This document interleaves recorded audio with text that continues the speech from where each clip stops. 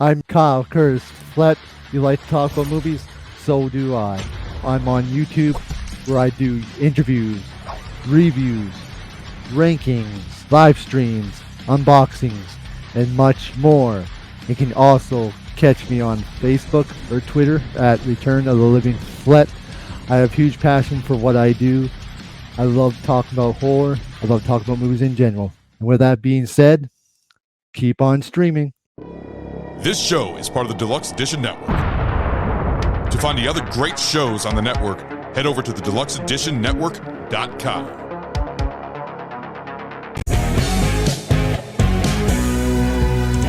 Hello and welcome to another episode of Deluxe Edition. I am your host, Casey Shearer. Joining me once again, Ray, the podcaster. What's going on, Casey? Not much. I was going to change it this week. I was going to change it to something like, joining me again, Big Ray. Big Ray, yeah. But I like Ray, the podcaster. It's good. It's catchy. It's like Cedric the Entertainer or, Art the Clown. It just tells you what I do. So, yeah, Art the Clown. Speaking of Art the Clown, Terrifier 2 just opened last weekend, and I heard it's been doing really well. You know what the only thing I find that's fucked up about it? 2 hours, 28 minutes, I believe, is the runtime. Get the fuck out of here. You're kidding me. Yes, sir. No, because I looked it up because I was like, the first one, it's in the wheelhouse. It's an hour and a half. I think this one's 2.5. And I'm like, holy fuck. It's too long. Jesus. That is long. That's a long movie. And the projectionist gets really mad when I ask him to turn it off halfway through so I can take a nap.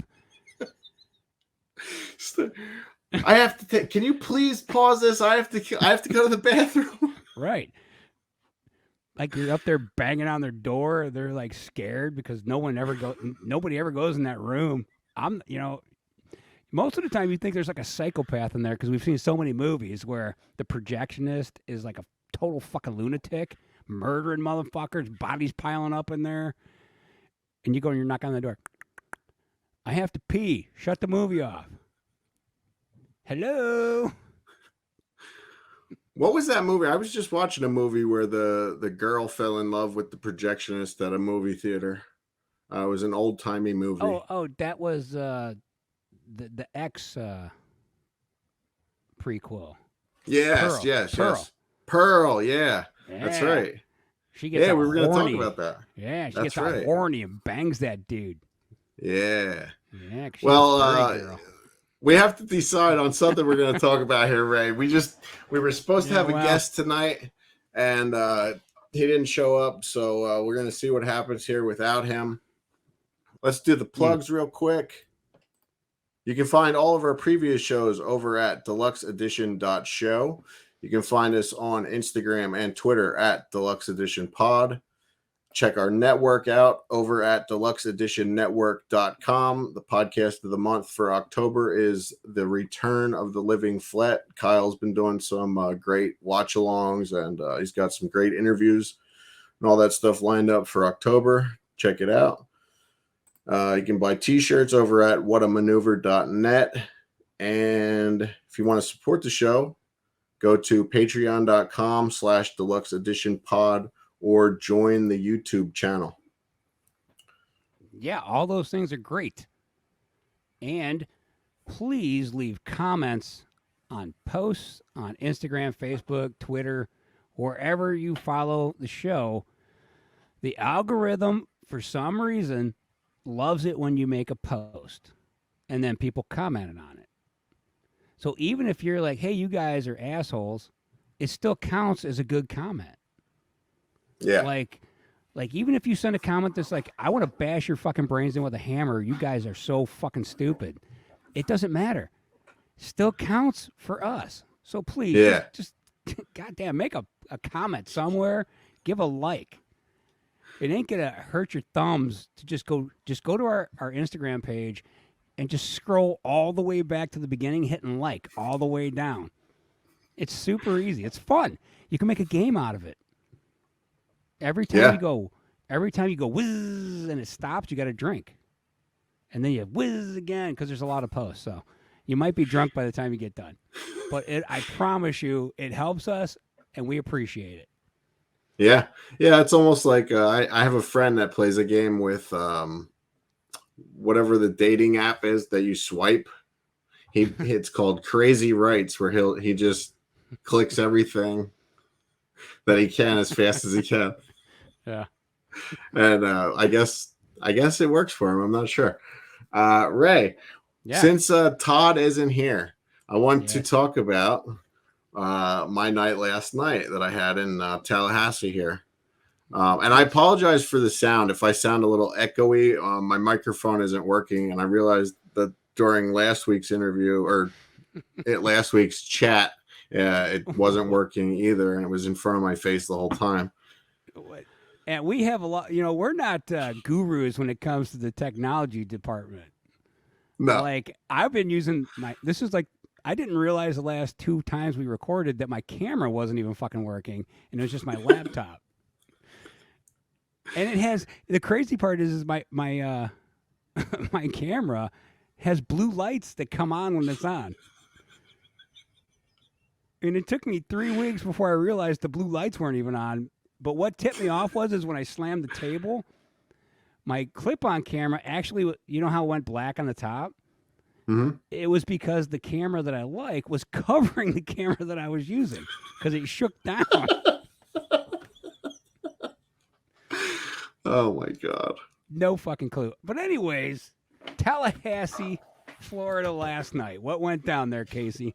Yeah, October 8th, actually. So it was, if you're listening to this when probably this was at least a week ago, I went to see for the first time in since COVID has happened a live band. Oh. Yeah, I've been out, like I've seen live wrestling shows and stuff, but this is the first concert that I've been to and since COVID happened. And when was it? 2020? 2019?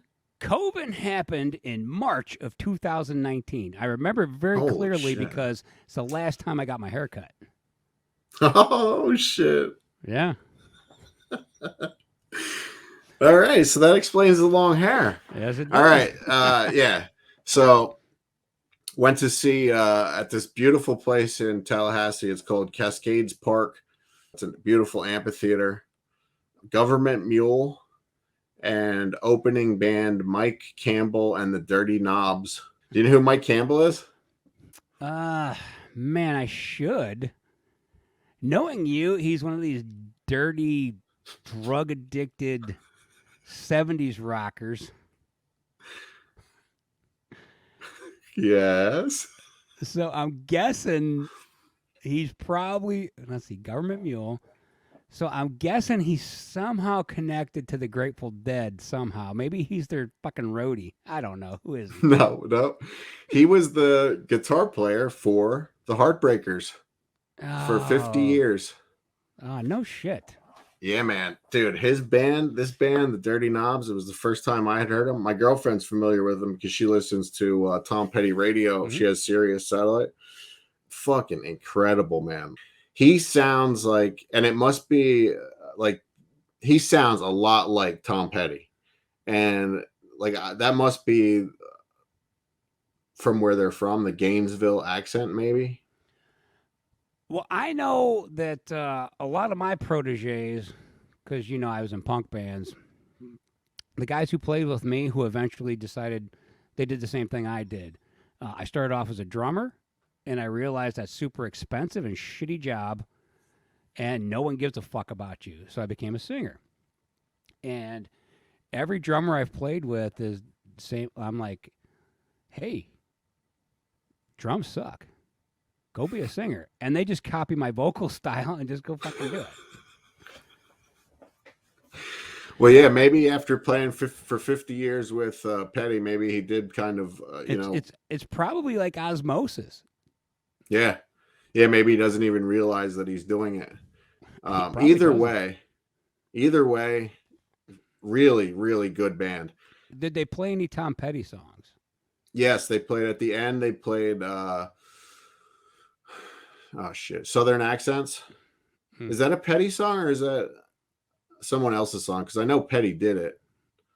I don't know for sure. I know my favorite Petty song is the one about "You Got Lucky, Babe." Yeah. I love that. It's a simple guitar riff in that song, but it's just I love that one. And I remember the video especially where he's like in the futuristic bullshit and he's finding like garbage but I just love that song a lot. Mary Jane, that's another good one. What the hell's that song called? Mary Jane, I think. Mary Jane's Last Breakdown, right? Something like Last that. Dance. Yeah, Last Dance with Mary Jane. That's a good one. Yeah. So they did play towards the end. They played a couple of Petty songs. They also played they didn't do an encore because they were the opening band, so they just played their set straight through. But one of their last songs was an original Dirty Knobs song that I really like. It's called "Fuck That Guy," and so during the show, like I think it might have been the song before this.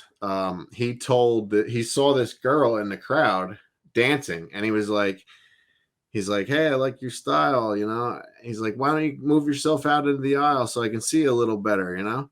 And so then she's dancing around and all this, right? And so then "Fuck That Guy" comes on, and he tells her to come down. He goes, "Why don't you come down front now so I can see you a little closer?" And dude, it was an usher. They didn't have there were cops there, but they didn't have security guards. It was just these ushers. And the usher told her that she had to go back to her seat. And so it was like right in the middle of "Fuck That Guy." So he's like, "Fuck that guy." Right?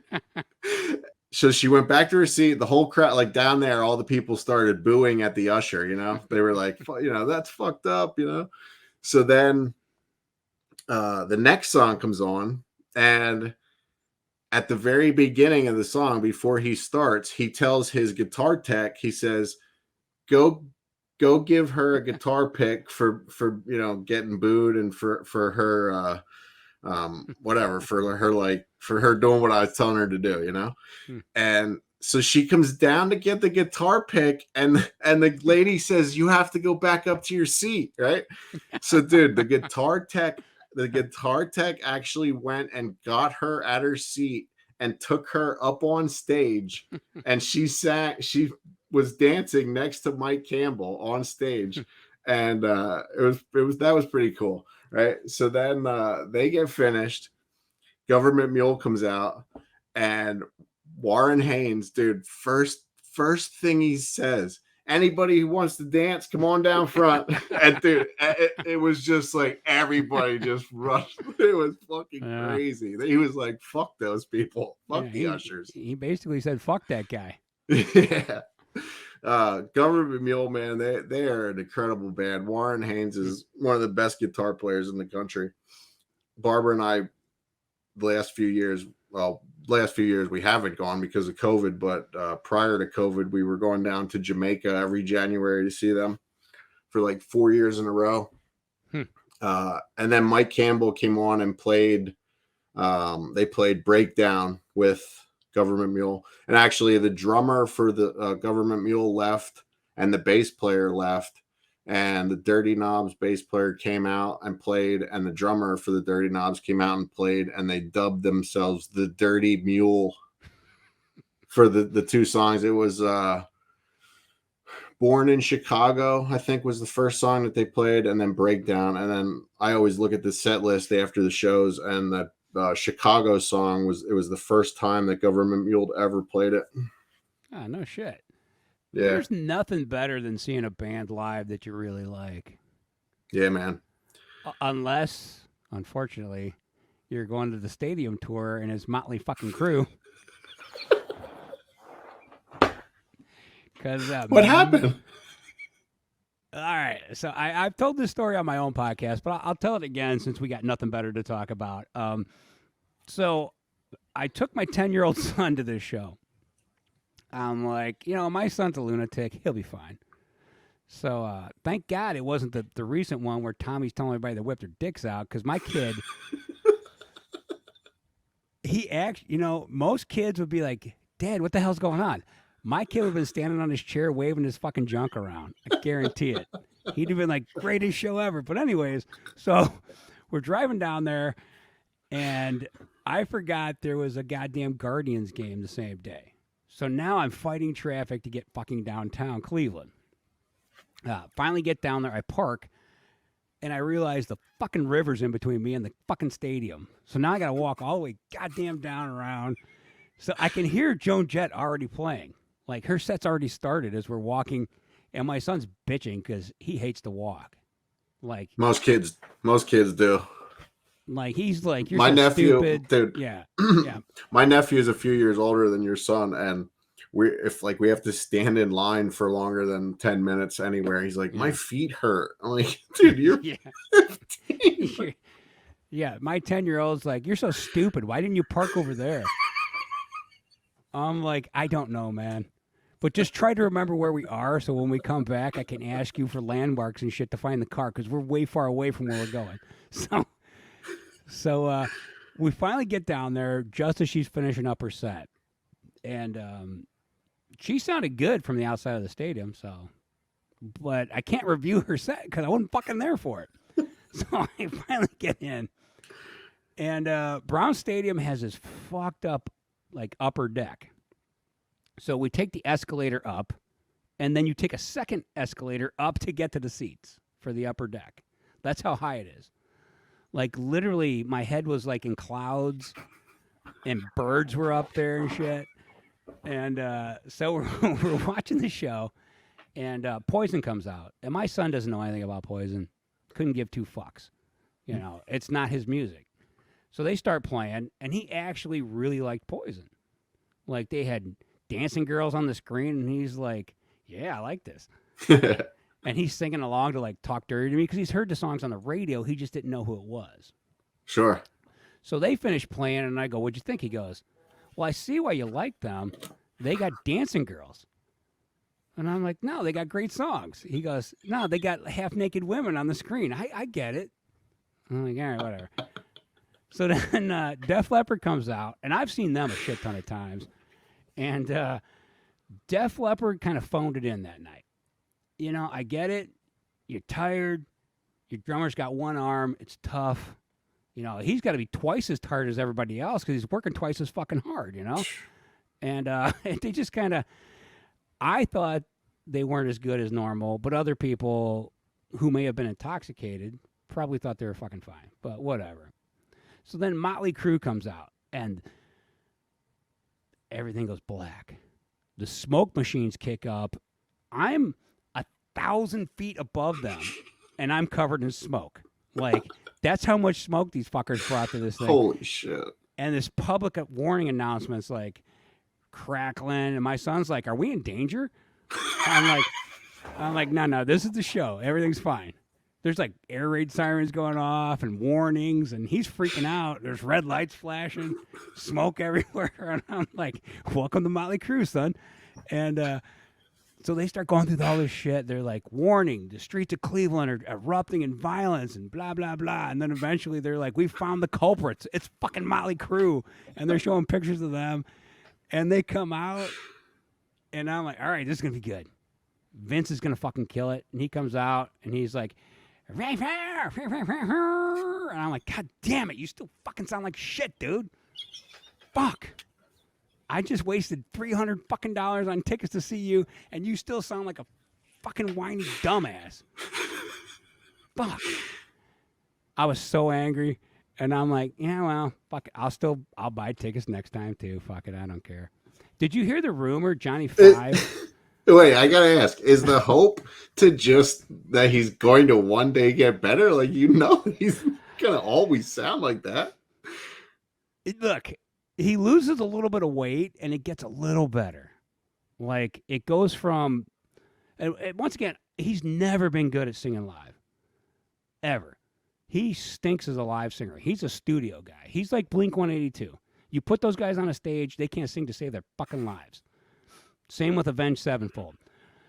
They can't do it live. They're studio guys. They're like, nope, I need to redo that. I'm going to sing it 800 times until I get one take that's worth a fuck. That's Vince Neil. So live, It's just like, oh, fuck. You're a miserable piece of shit. You son of a bitch. All that money, and you couldn't take fucking vocal lessons. You piece of shit. At least go back to heroin. At least you were a fucking somewhat decent singer when you're on heroin, for fuck's sake. Well, I've seen Bob Dylan like 13 times, and he plays the exact same set every show. I don't know if I've ever seen Bob Dylan play the guitar either. He always plays the keyboard. He doesn't play guitar live? It's possible, Ray. I'm assuming those were shows that you were having a good time at, and you just can't remember exactly. And quite honestly, Casey, because my son was with me, this is the first time I've ever seen Motley Crue sober. Completely different experience. I have a very good Bob Dylan story that I've never told on the podcast. Let's do it. It was a Lehigh Valley show. Lehigh Valley is in the Pennsylvania. He was doing a college stadium, like basketball stadium tour. And I went with a friend of mine, and I took a bunch of mushrooms before the show without the other person knowing it. And like, I was fucked up before we went into the show. And I kept smelling this fart, right? Like the whole show. And I was like really fucked up. And I was like, I wonder, like, I hope that's not me. Right. So I finally went to the bathroom, and like, it wasn't me. You know what I mean? Like, I was just that fucked up. And I washed my, isn't it fucked up? Like, I can't remember like shit that happened last week, but I can remember this mushroom trip, like specifically everything that happened. I was washing my face, right? Trying to wash it away, right? So I go back to my seat, and I'm standing there, and I'm like, I couldn't find my seat, right? And I just remember people yelling, "Sit the fuck down!" And I look, and the person I was with was one row in front of me, and they were like, "What are you doing? Sit down." And I was like, "Oh, okay." So I sat down. It's like, honestly, the moment I sat down, the concert was over.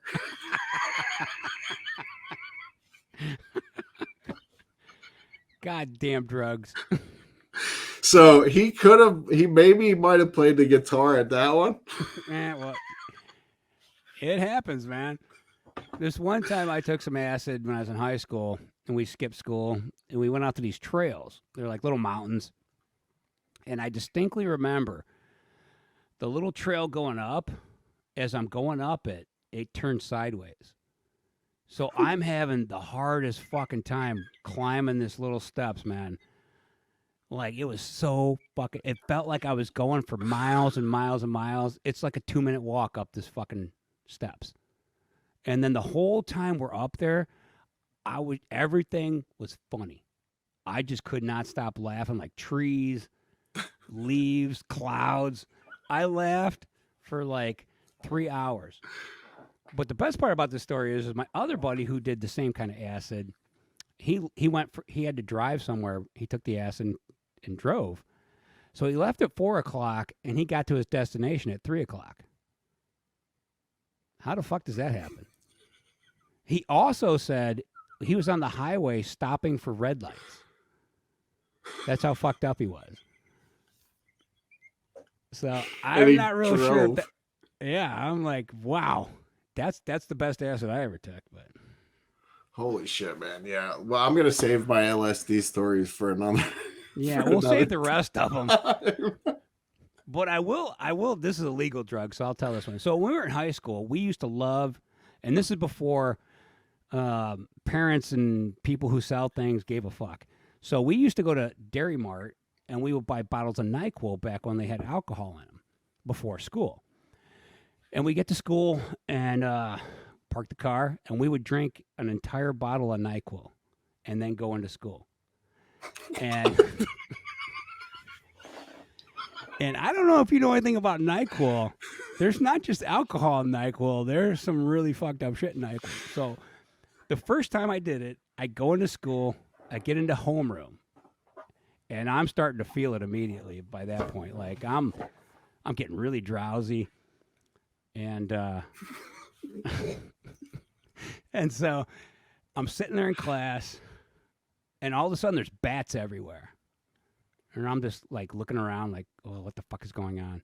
So I start swinging at them. And one dives at me, and I jump up, and I realize that I've been dreaming this whole time. I have slobber all over me. The desk. I look at the clock. I've been in homeroom for 3 hours. And the teacher just never bothered to wake me up because I must have been twitching or something. So I get up. I go, huh. And I just left the room. But yeah, back then we used to just drink bottles of NyQuil for fun. Don't they call that like robo-tripping or something like that? Is that what that is? Yeah, rowboating is when you drop, you put a chemical in it. What the fuck do you put in it? Oh, I know this one because I have drug testing at work and they told us how to do this and I forgot. That's the best part about my drug class at work is they're like, look, weed's no good. Stays in your system way too long. So what I recommend is you do coke on Friday night because by Monday it'll be out of your system. So if you're going to do a drug, coke is the drug because it's a 3-day drug out of your system. Weed no good. Alcohol's good, but you gotta make sure Sunday you gotta stop by midnight so you can so you can clear the drug test on Monday morning. Like the guy who does my drug test is an idiot because basically all he says is, "Look, we know you all do drugs. You're fabricators, you're construction workers. So here's the list. Here's what you can do." And the one guy, this one time we're doing a drug meeting, and this guy goes, "So my girlfriend's got a prescription for." Percocets. And sometimes I like to take those. And the guy goes, but they're not prescribed to you. And he goes, yeah, but we live together. And he goes, where's the connection there though? He goes, well, we live together. So it's like what's hers is mine, what's mine is hers, right? And the guy goes, no, man, you got to get your own prescription. That's not how it works. Yeah, go tell them your back hurts and you need Percocets, and they'll give them to you, and then they're yours, and you can take them. And he goes, yeah, but she already has them. Why would I go get my own when she already... And, like, everyone in the room's looking at him like, shut the fuck up. He just wasn't getting it.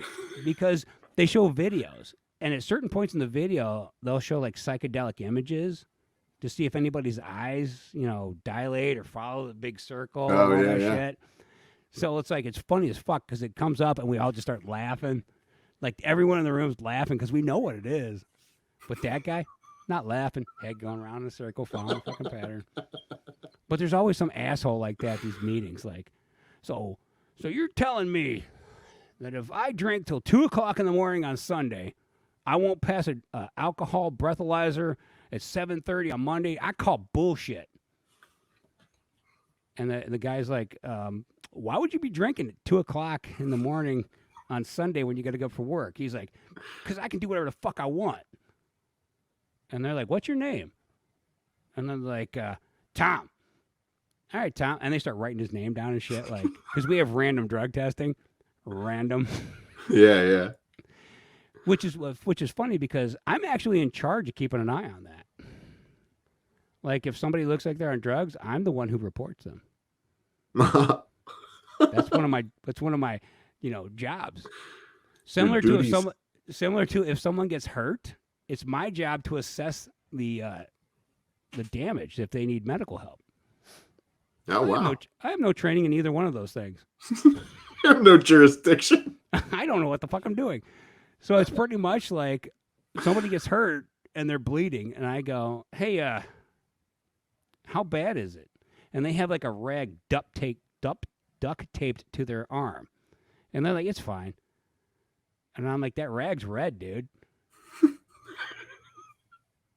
maybe you need medical assistance. And they go, no, I'm fine. I go, all right, if you can't stop the bleeding by 2 o'clock, then I have no choice but to send you to the hospital.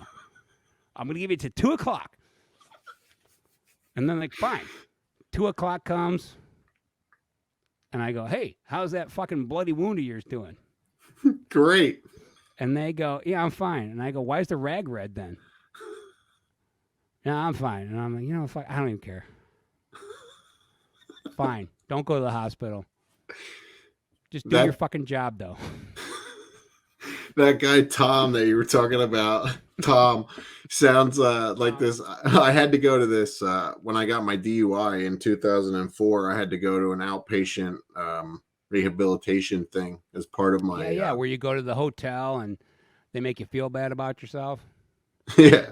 Yeah. This was an actual like counseling place in Reading. And I remember going in there. There's two funny stories about that place.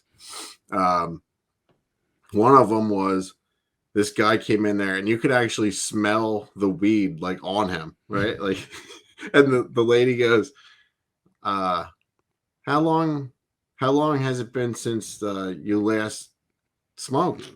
And he goes, oh, like 20 minutes ago. Yeah.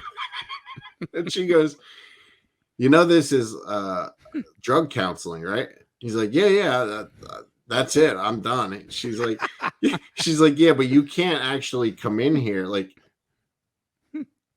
intoxicated. She's like, that's not how this works. This isn't like AA or whatever. This is like an actual like counseling place. Right. So that was so he had to leave. There was another story where there was like this big group round circle, right? And these two people recognized each other from, I guess, like the streets or whatever. And the guy was like, oh, damn. He's like, damn, girl, looking good. He's like, I see you're pregnant, right? And she goes, no, I just stopped smoking fucking crack. I'm pregnant. She goes, I'm fat. I ain't pregnant. I'm fat. Well, he was looking for step 13. That's what he was looking for. Yeah, man. There's some crazy people out there. Mm-hmm. We're two of them. Not me. Not anymore. Hell no. I got responsibilities. I can't be out there doing stupid shit no more. Like this one time I bought this car on when was it? New Year's Eve was the day I took possession of the car. So as we all do, I took the plates off my old car and put it on this one to drive it home because that's what you do. And so we commenced the partying. You know, we're doing things. And I'm driving home, and the car's got a wicked pull to the right.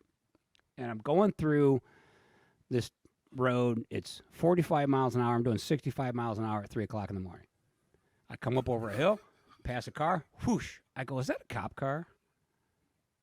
Huh. So I'm just tearing through there, and I'm going up this hill. And in my rearview mirror, I see this car. The lights aren't on yet, but it's fucking moving. And I'm like, yep, that was a cop. That motherfucker's flying, too. So he pulls me over, and he goes, you know why I pulled you over? I said, most likely because my car pulls to the right. And he goes, oh, you realize that? And I'm like, yeah. I just bought the car. So, yeah, it's got to get the CV joints fucked up or something. I got to get it fixed. He goes, huh. He goes, can you sit in my car for a minute? I'm like, yeah, no problem. So I go in his car, and the car I bought had a Grateful Dead sticker on the back window, which I didn't know what that meant at the time because I'm not a deadhead. So I'm sitting in the car trying not to breathe because I've been drinking all night. And I'm like, what's he doing? He takes the keys out of my ignition, opens my trunk, goes through the whole car. There's nothing in the car because I've taken all the acid, I've smoked all the weed, I've drank all the beer. There's nothing in the car. So he puts the keys back in the ignition, shuts the trunk, he comes back, and he's running shit, and he laughs, and he goes, whew. He goes, I almost thought that was the car that those plates go on. They're very close. I'm like, fuck. He goes, here's what's going to happen. Your car's getting impounded, and I'm going to drop you off at home. I'm like, what? He's like, yeah, I'm just going to drop you off at your house where you live. And I'm like, bro, it's like a half hour from where I got pulled over. So he's like, yeah, I'll just drop you off at home. So he drops me off at my mom's house at 4 o'clock in the morning on like New Year's Day at this point. I wave. My car got impounded at the impound lot was at the bottom of the fucking hill where he pulled me over. Cost me $80 fucking to get my car out of that lot the next day. They towed it to the bottom of the goddamn hill. But I have no complaints because I'd been smoking weed. I was on acid and drunk at 3 o'clock in the morning doing 65 and a 45, and he drove me home. There's no way that they towed that car. They just drove it down to that lot. Oh, I'm sure. That's the same hill. I was driving home one time, and I fell asleep. I was driving a stick shift, and I woke up, like, I don't even know how long it was, but I was sitting on the top of the hill, and I had my foot on the clutch and the brake while I was sleeping the whole time. And I didn't even know how long I was there.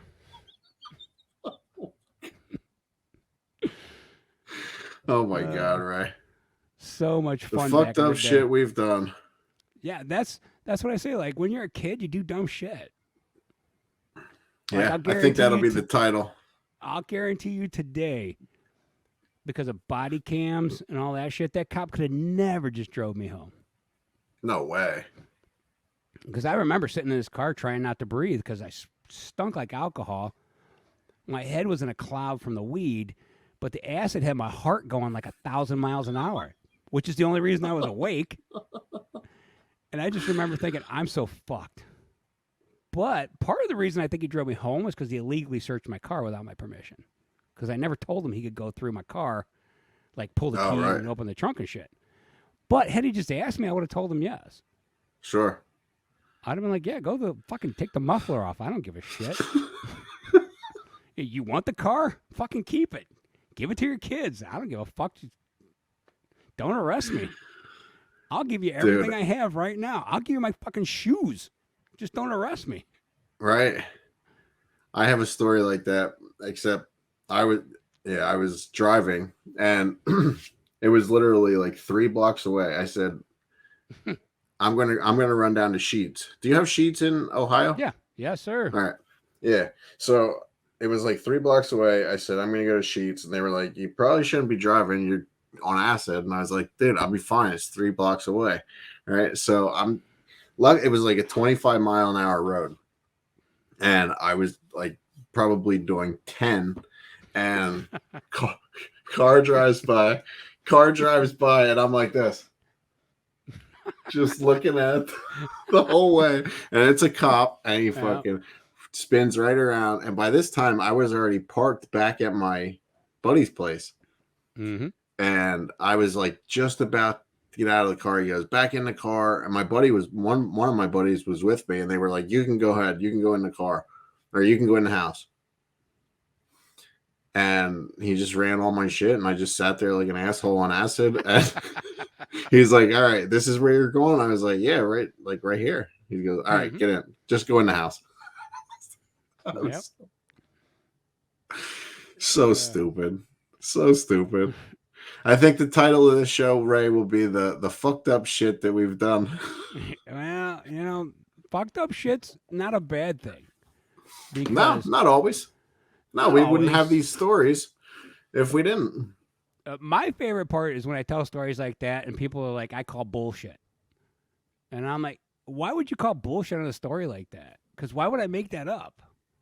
Right. Like, if I was going to make up a story, it'd be about it would be a lot cooler than that. It would be way fucking cooler. It'd be like this one time I was at Cedar Point and I banged a cheerleader while I was on the Ferris wheel. Like, that's the shit you make up because there's no way it could happen. Right. It's like a movie plot. But I don't know why anyone would be like, I'm calling bullshit on you doing drugs and getting pulled over. Why would you call bullshit on that? Right. Yeah, because they because they probably got arrested when they did it. Most people I know, this is the first thing they say when I tell a story like that one. How have you never been arrested? And I go, I don't know, or honestly don't know. They're like, you have no DUIs, you've never been arrested for anything? I'm like, no. I've been pulled over. The cop took me home. And they're like, what? So let me get this straight. You were fucked up on all kinds of shit, and the cop just took you home? Yeah. And I waved when he left the driveway.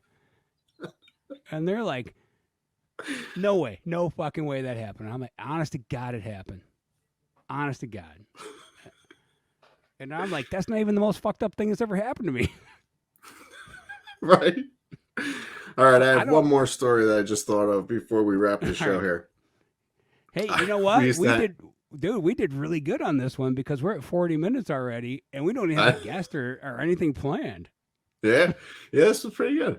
So talking about cops and all that stuff, I used to hang out at this bar in Reading all the time called Johnny and Hans. And there was a police officer that lived right across the street, and he passed away now. And he used to hang out there all the time also. And we were like closing the bar down the one night. It was like, I don't know, 2:30, almost 3 a.m. And like me and him were hammered.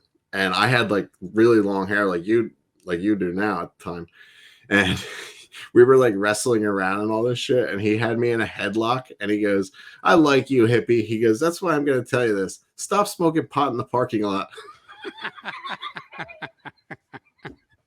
Because he lived right across the street from the parking lot. Like, didn't say anything about me driving hammered drunk out of there. No. Just stop smoking pot in the parking lot. All right. I think that'll do it, Ray. Yep, I think this is the winner.